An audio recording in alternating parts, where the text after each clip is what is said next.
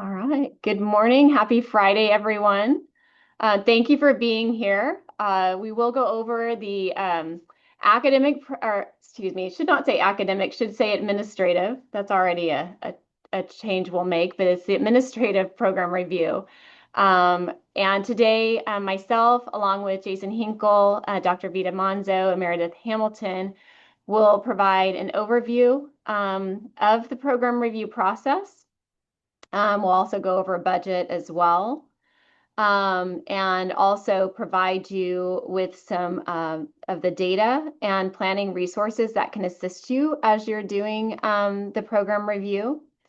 And we'll go over some specifics around the components of the program review process that are part of year two.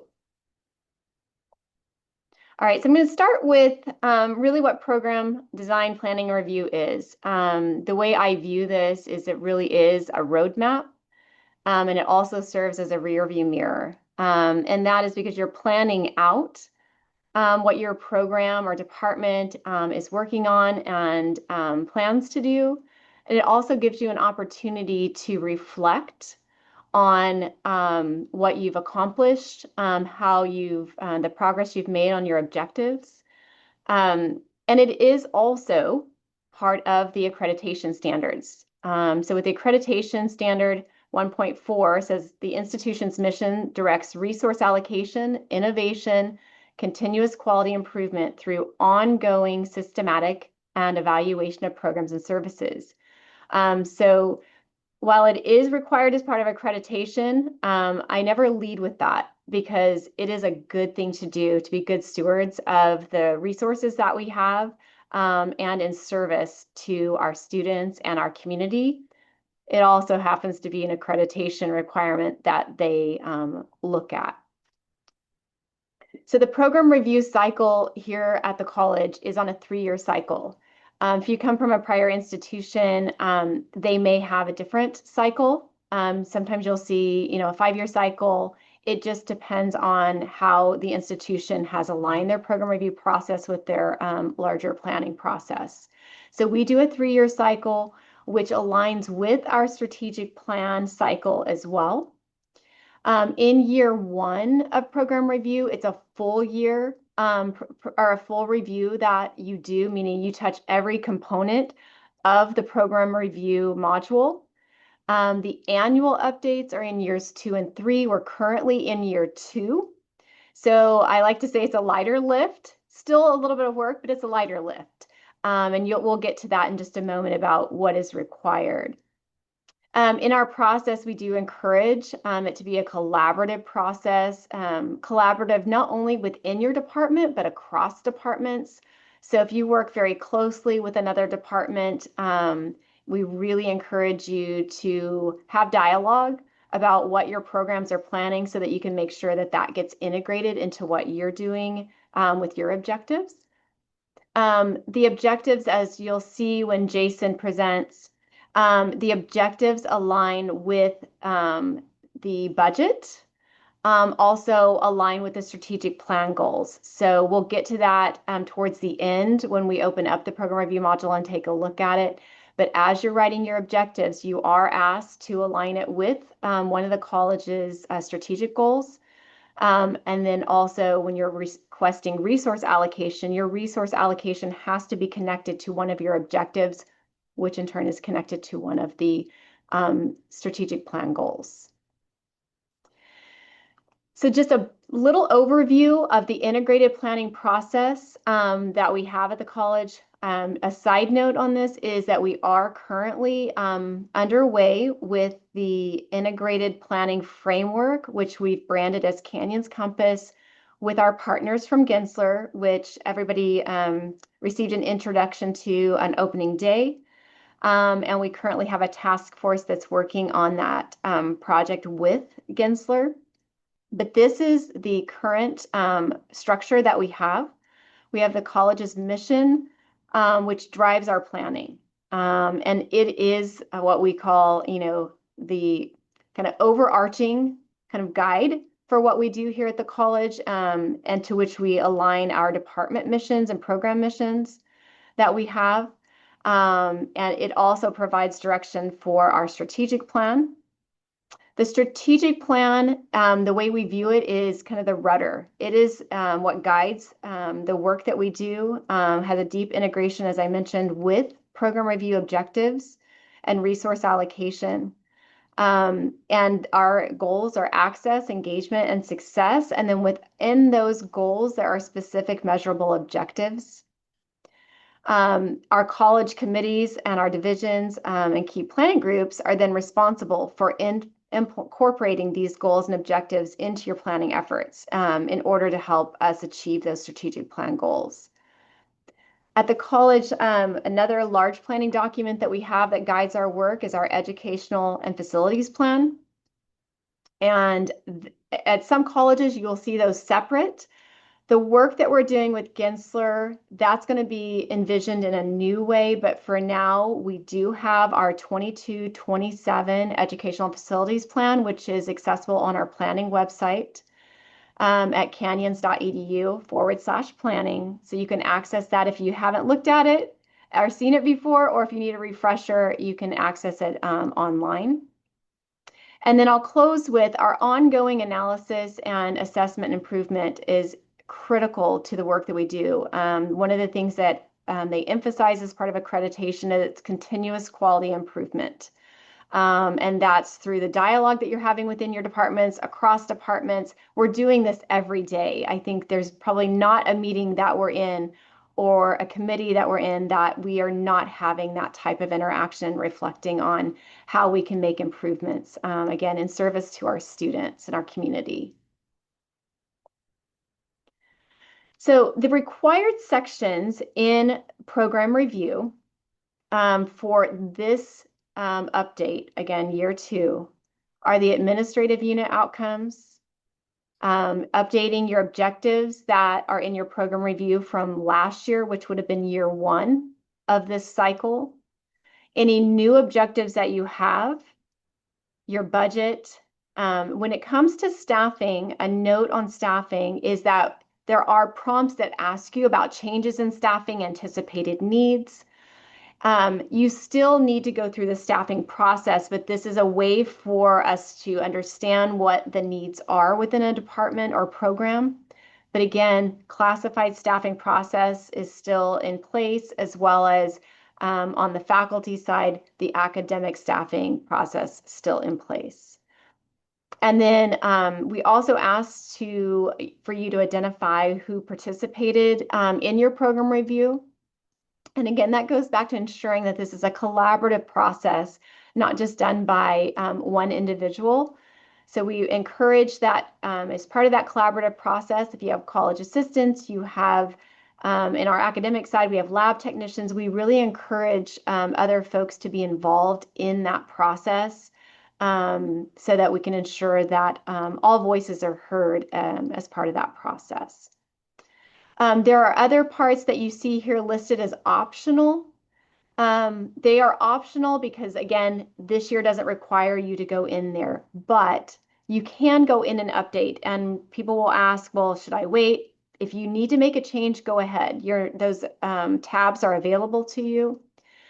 The other external and internal factors, again, some folks want to go in and make edits, you can. And then the program needs section as well.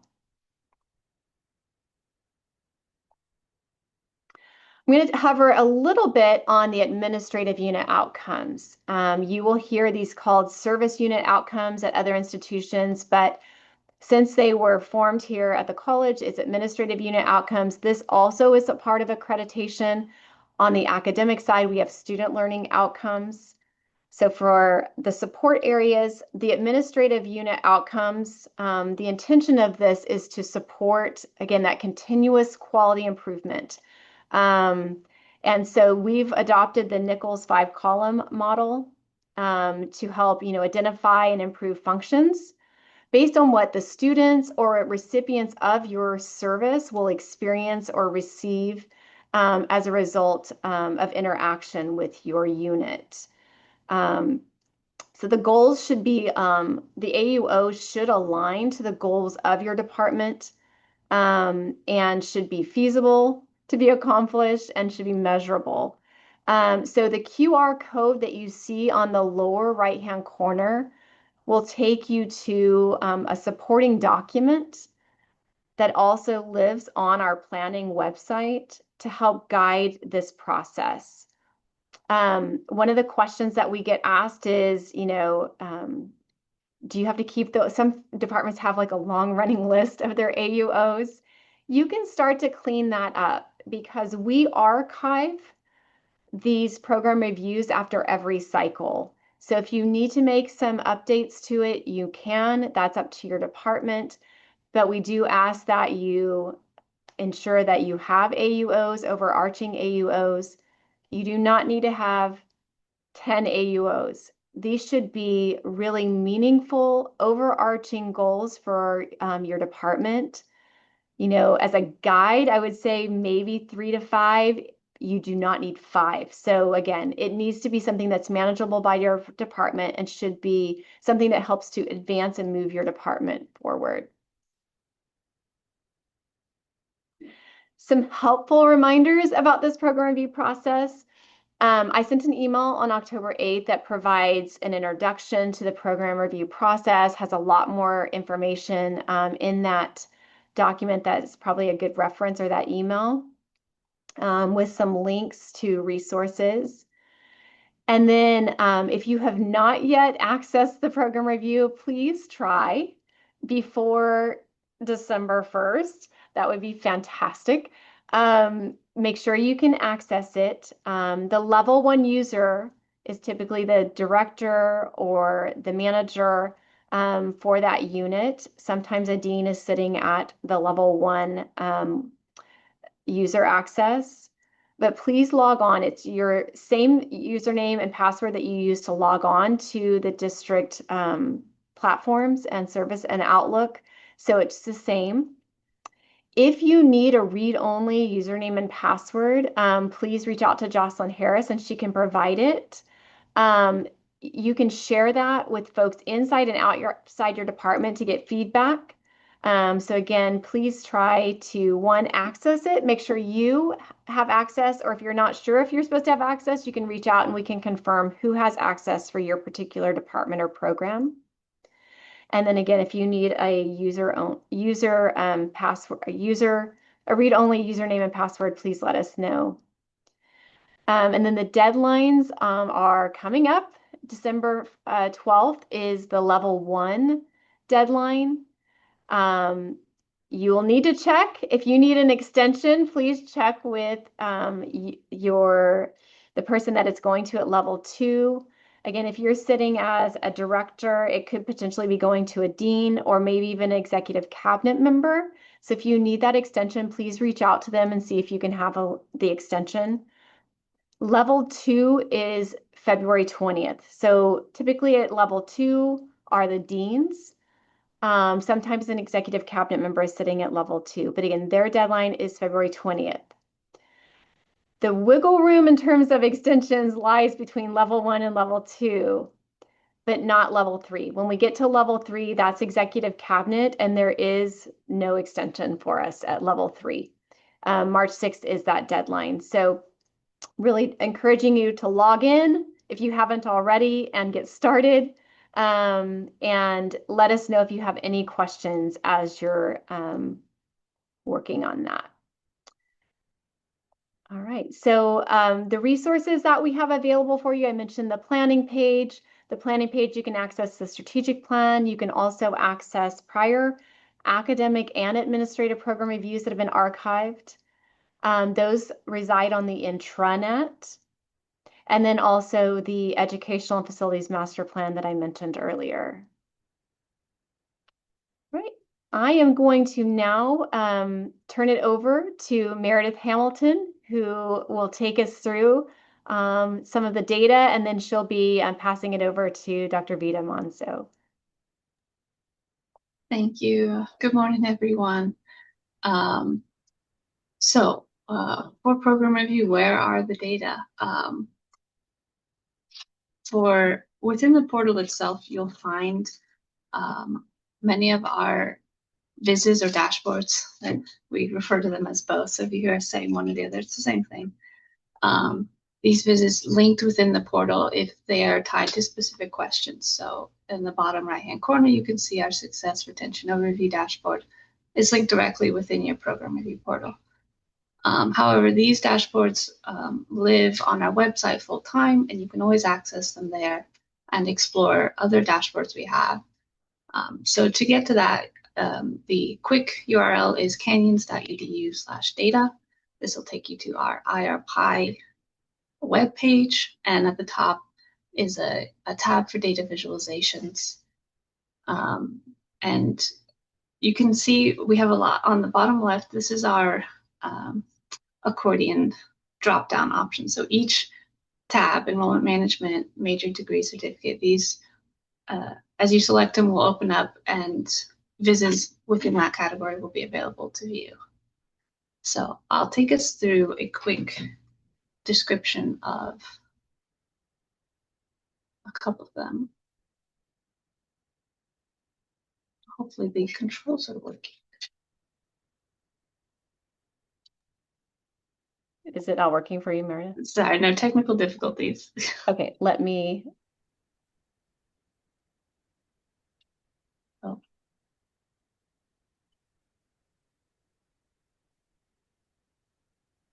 I'll advance for you, Meredith.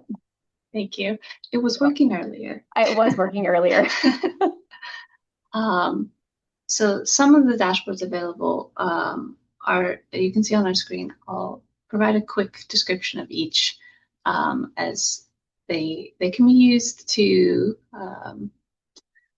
as you work through your program review questions, you can go through each of these to find different aspects that you may be interested in. The first is our program majors and awards.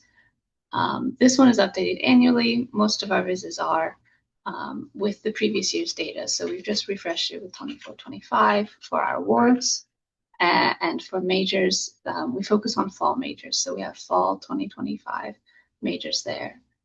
There's an overview of not only the number of majors and awards, but also a profile of our students earning these or majoring in these. The next visualization is our transfer volume. This one has a bit more of a delay just because we have to wait for students to transfer and then to get that data through National Student Clearinghouse. So you'll see that we do have some 2024-25 data there, but it's incomplete at this time. It will be completed when our next refresh in the spring. So this visit includes an overview not only of the number of students transferring, but also provides information about where they're transferring, if it's to a CSU or UC, another in-state, private, or out-of-state institution. In the top right is our newest viz. It's focused on special populations. I'll actually wait to allow Vita to go into more detail about that. She's been working on that lately to get that out and prepared for you. So she'll talk about that in our later slides. On the bottom, you'll see we have a number of vizzes focusing on success and retention. This one specifically is highlighting our full and short-term courses.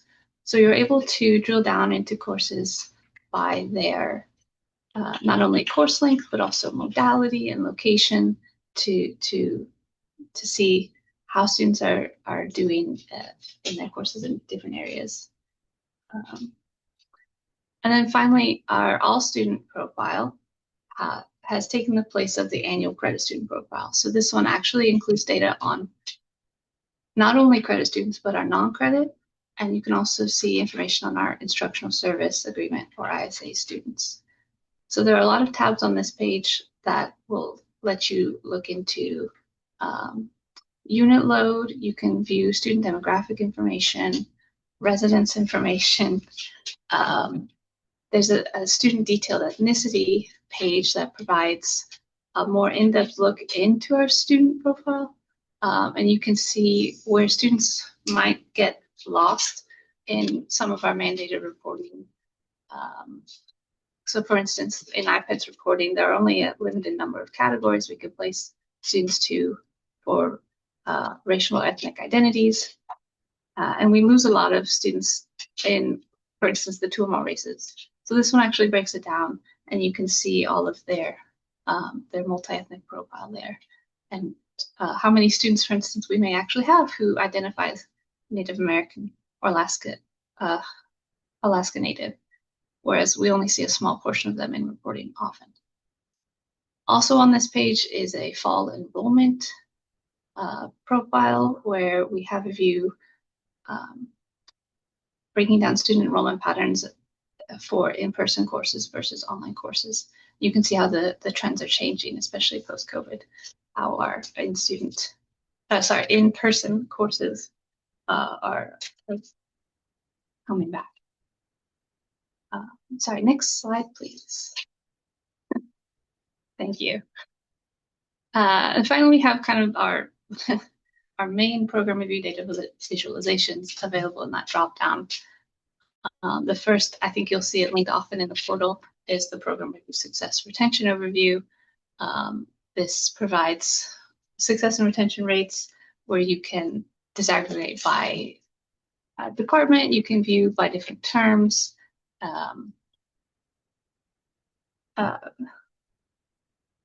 Sorry, I am having technical difficulties again. Okay, no, that's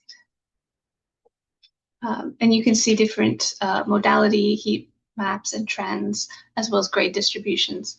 I should note most of these on this page are for credit only, and except for our non-credit specific PPL Viz, which is like a one-stop shop for non-credit information with the student and enrollment profile, with its own non-credit majors and awards page. We have additional success retention data focusing only on our fall terms.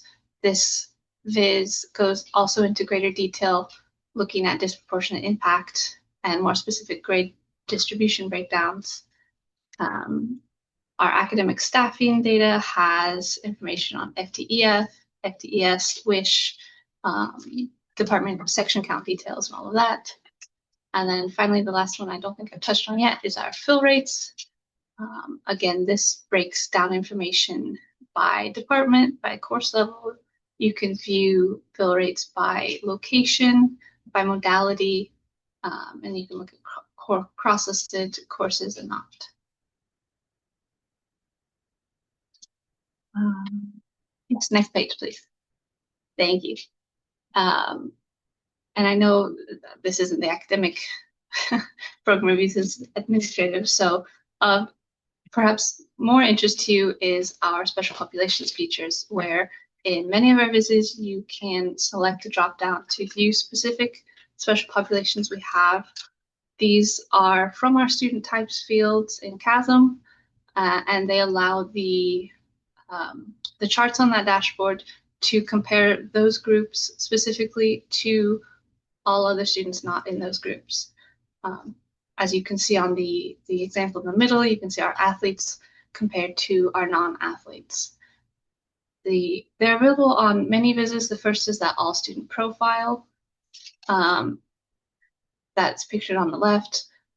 Not all of our charts in the program review dashboards have them, but they are available where you can see that disaggregate by special populations chart.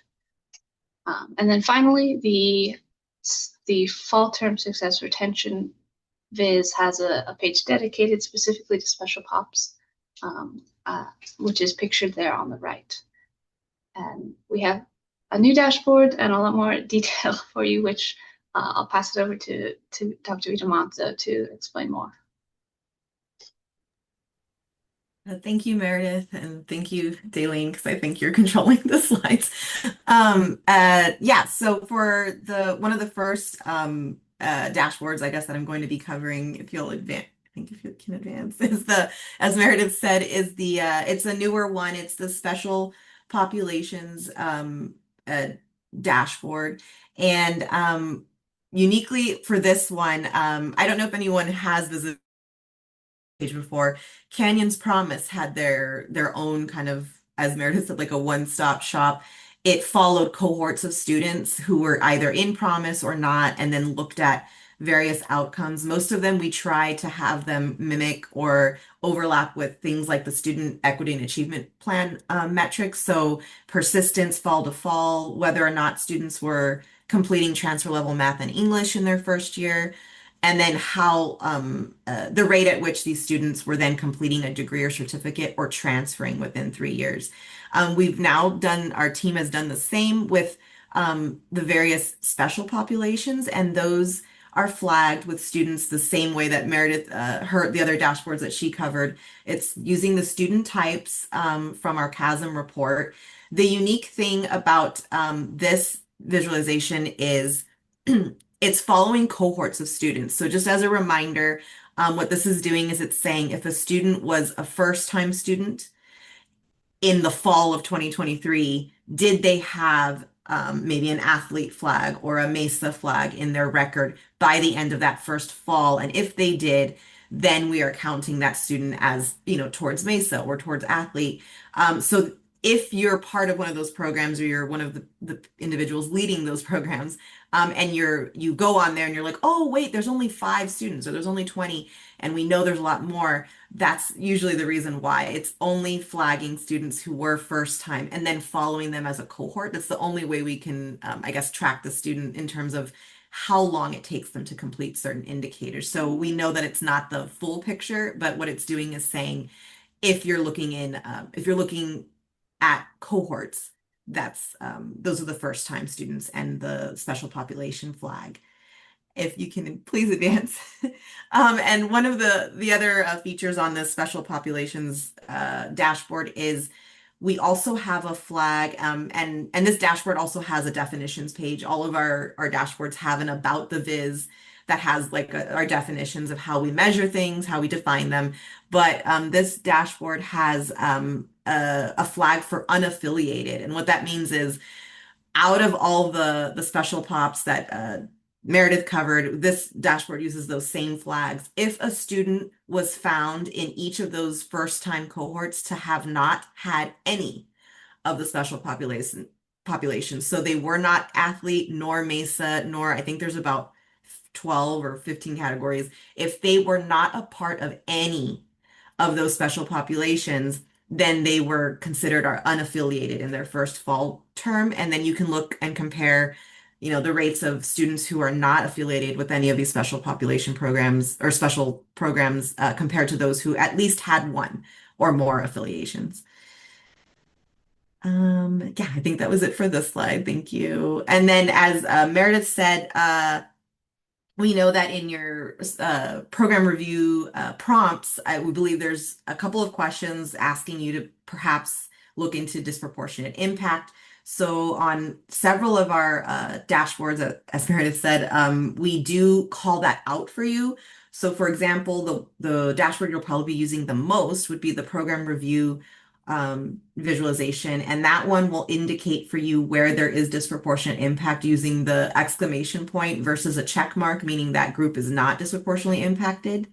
If you look at something like the success and retention viz, that one will indicate where there is DI for you with the blue boxes.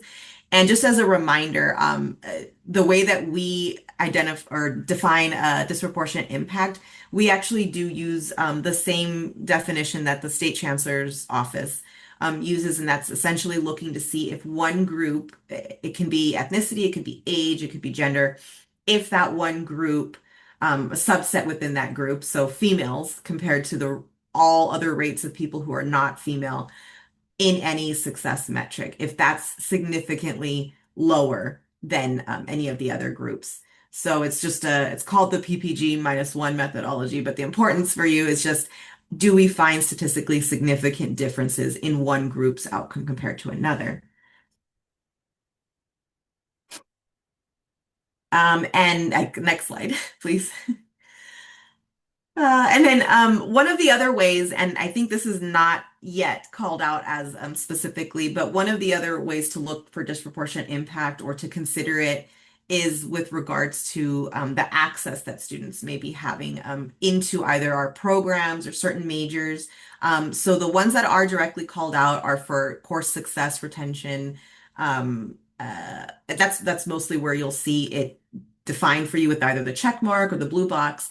But one of the other ways to look at it is if you are leading a certain department or are you having is a certain group of students perhaps not pursuing a program at the rate at which they represent in the college as a whole, or if you know that students maybe are enrolled in a certain major and like let's say the gender is 20% who are pursuing a certain major, then one of the ways to like quickly by eye even see if there's any type of disproportionate impact happening is to then say, is that population also receiving awards within that major at a similar rate? And if you start seeing there's a disconnect there, then maybe that's something to explore further. Next slide. We'll give an example. So from the program majors dashboard, that's one of the ways where you can kind of look at who is pursuing a major and then who it ends up attaining the award in that program or major. And what you're looking for is do the rates of who is pursuing the major equal or come pretty close to the rate of who ends up earning that award or in a major or a program. And we gave one example on here, and I think I always tend to pick on them, but they've come to our session, so I think they know that. So on the next image, for example, you can look at, let's say if you were looking at the math, science, and engineering, and you were specifically looking at physics, you can see the count of students overall, but then you can also see the gender of the students who are pursuing that major on the next image. So for example, there's 32% females who were pursuing the major of I think physics, but 16% of females end up attaining the award. Or they make up 16% of the people who are attaining that award. So that's half of the rate of the females who are actually pursuing it. So just something to look at if you're trying to maybe increase, if you see any disconnect like that. And I think that was it for me. That was it? Yes, thank you. Okay. All right, so as we transition to have Jason go over the budget, I want to thank both Meredith and Vida for presenting that. They've expanded the data visualizations, as you just heard from both of them. And I thought it was really useful for many of our departments, particularly our support areas, to be able to go in and look at special populations who we're serving. And that might help you in terms of the AUOs as you're looking at measuring the services that you provide. And it may even just be informative to development of other objectives based on the data that they have. So with that, Jason, are you ready? I am always ready, Daleen. Okay. You want me to stop sharing so you can share yours? Yep. Yeah, if you do that, then I'll pull up the budget stuff. All right. 1 second.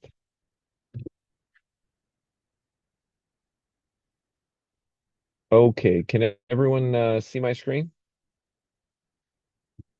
Yes, we can. Yes. All right, cool. All right. So a couple things about the budget piece. I'll kind of walk through, I'll show you some of the resources we have, where the handbook is, things that'll help you get through navigating the budget piece. But one thing I just want to say before we start, a lot of you have heard me say it over the last year or so, we are entering into some very tight budget times. So as we go through this and you make your budget requests, I would ask that first, please look to see if, as you need things, if there's anything inside your own budget through reallocations that you can use to fund whatever your new requests are. Look for savings, historical savings, any one-time savings to kind of get you through as we're running into really lean times here as we move kind of flat on the student center funding formula and not getting new revenue over the next couple years. So with that preface, when you land here, this is your canyons.edu/APR. You can go in. This is where you're going to start your program review. You're going to have your level 1 here. But one thing I want to show you over here on the right, there's the program review handbook. When you click on that, this is going to be a great guide for you. Let's see if I can get it open. Because this will give you screen by screen shot of how you can get through making budget requests and how you can work through the program review inside the 26-27 program review. I'll go through this quickly. There's 73 slides. I'm not going to go through each one, but the reason there's 73 because it will go screenshot by screenshot with examples, what everything means, which buttons do which, and it'll help you through this piece. So as you go through, if you need help, I would follow this. So again, Daleen already went over your level 1, level 2, and level 3 dates. Please make sure mind those dates, like Daleen said. The first 2 dates can be flexible as long as you talk with your level 1 and level 2 people, but we need everything done by the March 6th date because we need to pull everything out of the system and start getting it ready to input for budget. When you go there, you're going to go to level 1, so you can see your drop down. Click on your level 1. And then in here, you're going to have your department. A lot of you only have 1, maybe 2 departments, but you click on your drop-down menu and then you can find what program or what department or program you have. You can see here, I have access to all of them. So the reason that I do is if you need help, I can always jump into your program review so I can see exactly what you're seeing. But drop your or grab your program and then that will bring you in. Once you click on edit, you'll go to this screen, and you saw this on Daleen's slide that she showed you everything across as you're filling everything in. You're going to click on that budget planning piece and then click on here for budget planning. That will get you into the budget module. If you ever want to view and print an old one, you can always click on there and view and print. Once you get in there, I'll show you. Click here to go to the budget planning page. So now that we're here, you're going to want to, the first thing you want to do is look at your review, rise, and revise and rank. So once you go there, you'll come here. This is your home landing page for everything that has to do with your budget requests. The first thing that I think you should do when you go in here is look at your budget reallocation summary. What this will do is it'll take you to your budget. It'll show you a history of what you have spent in the different areas, what your current budget is. We use this linguistics as kind of our fake shell, so there's nothing in here, but your entire budget for that program or department should be in there. It'll show you what you spent in each one of those areas. This is where I ask you first, go in and see if you can reallocate. If you're overspending one line item and underspending another historically, go ahead and reallocate those expenses and that cost up there so your budget is where it needs to be and you don't have to do any kind of budget transfers throughout the year. If historically you're underspending one, and you want to make a request for, say, a new supply budget, but you're historically underspending, say, your college assistance, you can move money from that college assistance into supplies. That way you can fund your need without having to go and request new money.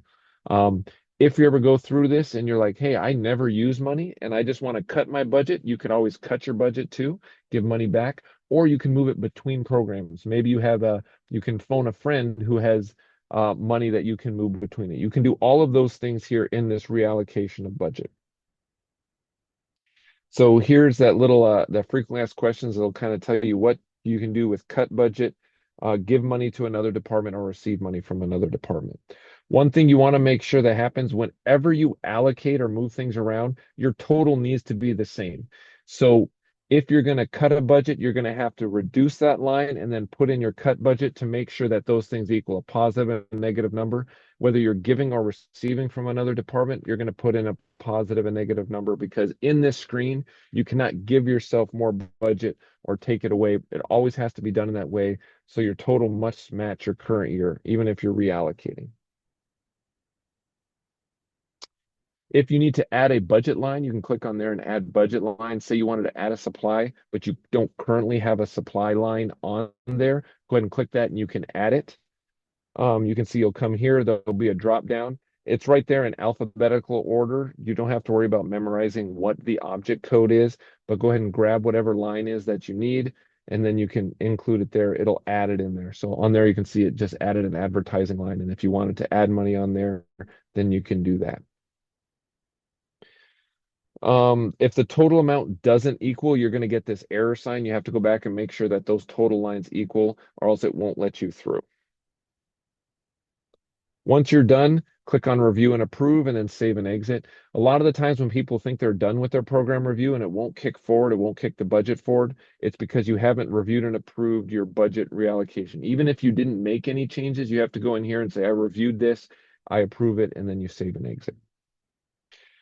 Once you're done with that, you can look for your budgeted equipment or your augmentation requests. These are the like to haves. These aren't the needs. You don't absolutely need it, but these are your requests outside of force costs. When you go there, click on add new request. You're going to fill all this information in. You're going to put a short title for your request of, I want, new laptop carts. I want new, short-term employees to help with front desk. Those type of things is what you're going to put there. You're going to also tie it to one of your program objectives that Daleen went over earlier. So then once you tie it, it ties back to what your objectives are, and that's what this request is for. You're going to mark this all are separate. The difference between all and separate, if you need multiple items for one request, you're going to put them all together. So for example, if you wanted to get laptop carts and you need equipment for the carts and for the laptops themselves, you need money for short-term employees to help you manage and run these. And let's say you need something else, but you have multiple object codes, but you need them all together because it does you no good if we give you money for a cart, but not the laptops themselves. Or if we give you money for a short-term employee to run a cart, but we don't buy you the cart and the laptops. So if all of these requests go together, you're going to mark them as all. They'll be lumped together and you can rank them together. If all of these are separate requests where you could use one but not the other, and you can rank them separately, then you'll mark them as separate. And then again, as you go in, you're just going to grab your object code. Again, it's an alphabetical order, and then put whether this is one time. Is this something that you need just this year? I need to buy this piece of equipment, or is this going to be an ongoing cost every year? It'll recur. Put in the amount you request, put in your description and your justification. Please be very explicit here. This is going to help your level 2 and your level 3 executive cabinet member know exactly what you're requesting. If there's a file you want to upload, such as a quote, or maybe there's a rule or regulation that you want to cite, go ahead and put that in there.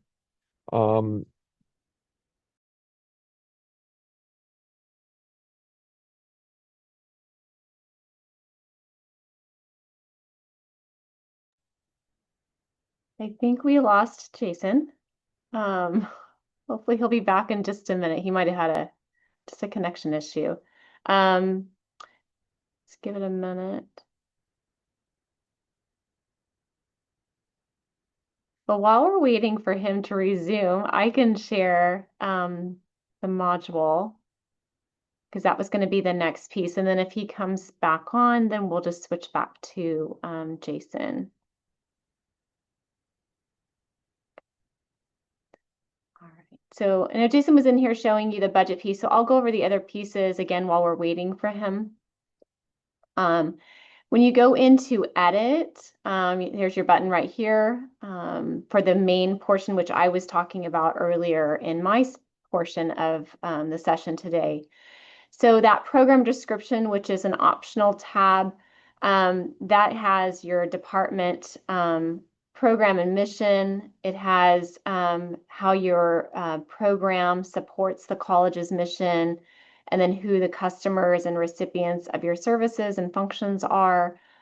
And then you can upload an organizational chart here, and then provide a short description of the history of your department and how it's changed over the years. I can hit pause. I think Jason, Sorry, you rejoined? yeah, sorry, I dropped off. I noticed that. I don't know how long ago I dropped off. I kept talking and was given a great presentation. You had, Can you hear me? yeah, we can hear you. Okay. Can you upload or share your screen Let me again? And then I'll resume after you're Yeah. done. Okay, I'm sorry. All right. So I'm back here. Can you see my screen? Yeah, you were not on that screen when you dropped off. How far? I was I think you're there. There you going go. through. No. You did the Okay. upload. So Yeah. perfect.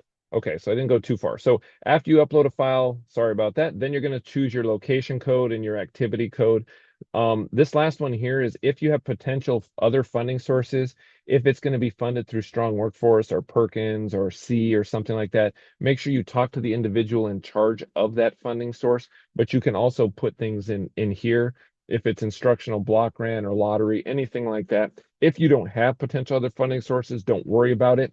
We can try and find them if there is. I always look for other ways to fund things, but if not, it would be a unrestricted general fund, Fund 11 type of funding that would go to your request. Once you're done with that, go ahead and click Save. It'll take you back out here, and then you can add more requests as you go. It'll start populating this page. Once you're done with that, you need to go back and rank these. Since these are the like to haves and the requests, you're going to rank. This is my number 1 priority, number 2 priority, number 3, because as you put them in, it goes up to level 2. Then they're going to re-rank, and as it goes to cabinet, they're going to rank all these requests from top to bottom. So you want to make sure you rank it with what you need most. Once you're done ranking, as you can see over there, you can see the top one is separate. You can see that bottom one is ranked. That's what happens when you do all. It's two lines together ranked as one. Once you're done ranking, you finish your rankings, then you're done with that. So the other piece here is your force cost requests. So if you have a force cost, this is, I have to have this or my program cannot function. When you go there, go ahead and add new requests, which is similar. Put in your description and your justification. Again, please fill out as much as you can in that justification or rationale of why this is a force cost, why this is a must-have. This is going to help your level 2 and level 3 users as they go down the line. You're going to choose which force cost type you're going to put. Here's your different force cost types. C is critical. This is primarily for IT and for facilities. This is the critical means if I don't get this, the campus itself will not function. This is going to be servers, electricity, those type of things that's going to shut down the entire campus. For the most part, it's for facilities and IT. E is enrollment management. If this is directly tied to the enrollment management plan, our enrollment management plan says we are going to do this activity and I need this to do it, you would mark this as an E. I is institutionalization. If this is a program you have that was funded through outside sources, but now needs to be institutionalized, and this is a program we're going to continue to do, that's where your institutionalization comes in. V is for program viability. And this would be for programs that have come out of program viability, primarily for instructional, not so much for the administrative piece. But hey, program viability says this is a new program, we're doing this, and here's what I need in order to get this program going. That's where you would use your V. Most of the stuff coming out of administrative is your X for external. This is all your mandates, legal, contractual, health and safety, all of those things that are requiring us to do something. That is what the X is going to be used for. Once you do that, it's similar to the budget request. You're going to put in the amount you request. You'll choose your object code, choose your activity code, your location code, whether this is one time or ongoing. And then if you have any other potential funding sources, then you'll put them there. Then you save it and you're going to just fill in all of your lines. If you ever need to go back and edit or add, you can do that here on the screen. You don't need to rank your force costs, because these aren't ranked, they're all ranked at the same priority. We have to have these. If you have anything going through Perkins, again, I think this is mostly instructional. There is a Perkins request form, so I'm going to quickly go through this. You just fill it in. It looks like the old Perkins form. I'm not going to spend a lot of time here because I think this is for mostly instructional programs that are using the Perkins. Once you're done with all of that, you're going to go down there to return to program planning and review, and then you can finalize and you're finished with your force costs and all of your requests, and you're going to forward that on to your next level. And then that's it. If you ever come into any problems or questions, you can reach out to myself or John Young. John Young is great inside of program review. So if you have technical questions or budget questions, he can help you, or you can reach out to me. One thing I say, if you ever have questions, reach out early, send me an email. I know that in this 20-minute training I'm doing here while I'm getting cut off and back on, it's not the best. So if you want, just, hey, I need 15 minutes to sit down with you and ask questions, email me, call me. I'm happy to sit down and schedule time. We can do it on Zoom. If you want to come up to my office, we can do it there. And again, I can look and see your program request. So if you send me screenshots, say, hey, I'm seeing this, a lot of times I'm going to be able to help you and push you through there. But hopefully this guide will help you, because again, it's screenshot step by step. But if you have any questions, please feel free to reach out to myself or John. We're happy to help. It's always easier to spend 10 minutes on the front end than trying to figure out what happened on the back end. And there you go. That's the budget piece. Thank you, Jason. So we are going to have time for Q&A in just a moment. So if you have budget questions or questions about the module itself, we can go over those. So if you will, if you want to stop sharing, Jason, I can go Yes, back to the module. I will. All right. Thank And you. then And I I'll stay will. on, but I'm going to flip over to my phone, Daleen, so I'll be on for Q&A. Okay, perfect. Okay. Okay. So again, program description is where I left off. And then the next tab over is the administrative unit outcomes, which is a required tab to update.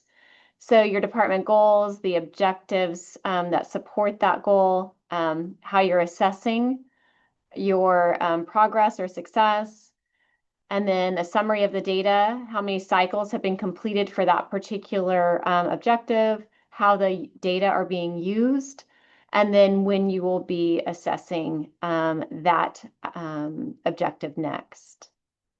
Then you have your objectives tab. So any of your objectives from last year that were not completed, which you probably should have, many of not because they were probably new, would roll over and they will appear here under the open objectives. So you'll have your open objectives here, and then it will list your completed objectives. So in this case, IR had 2 objectives that were completed last year. They had rolled over from the prior 3-year cycle. And so they were marked as completed last year, and that could be the case for your program as well. And then if you want to edit an objective, you just hit edit objective, and then there's another button that takes you in to edit. Here's your objective description, the alignment with the strategic plan goal. And then here's where you update the status of that. One of the questions we get is, can you cancel? Yes, there's an option for you to cancel. It does not reflect negatively on you. That is an option and you may use it. We also ask, though, if you have marked that an objective is completed, that you describe the impact that that objective has had. And then there's an option here for you to add additional comments. Again, if you canceled something, you could put an explanation here as to why that was canceled. The foundational commitments is optional. You do not need to do this, but there are some departments, for example, in information technology, that it might be hard to connect what that objective is to access, engagement, success. It's not a direct connection. And so in those instances, you still need to select a strategic goal, but we have departments or areas like information technology that feel they would like to support that strategic goal with a foundational commitment that is a little more reflective of that objective. And so we give that option there. I'm not going to hit submit because I didn't make a change, so I'll just cancel and return. And then at the bottom, once I get back to that screen, I just return back to the main screen I was on. And then we have the ability for you to add additional accomplishments. If your department received a recognition, you can add that accomplishment here.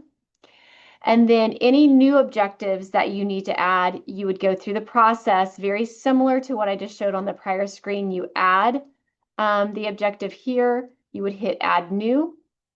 And then you go through the process of writing that objective, selecting the strategic goal it aligns with, and if you want to select a foundational commitment, you may do so at that point. All right, and so now I'm done with that tab. Other external, internal factors is asking about positions in the department, changes that have occurred, how you're using technology, how you're supporting the Canyon Country campus. It also asks about any future plans that need to be noted as part of educational and facilities plan. Any other externally imposed regulations or changes that are impacting your area.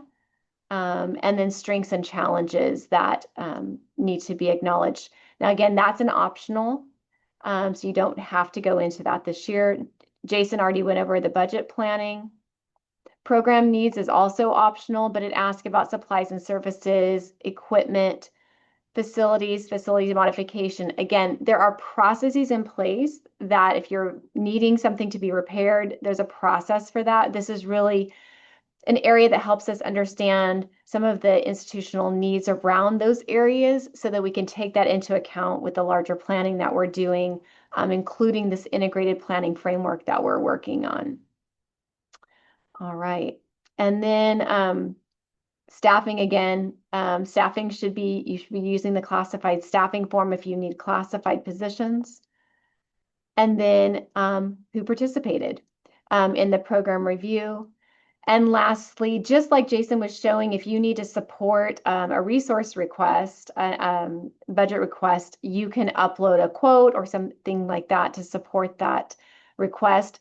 Same thing here. We have departments that have presentations or other things that they want to showcase, and so you can upload your additional files there. All right, with that, actually concludes it. So we can stay on for any questions that you have. So you can just unmute and ask your question.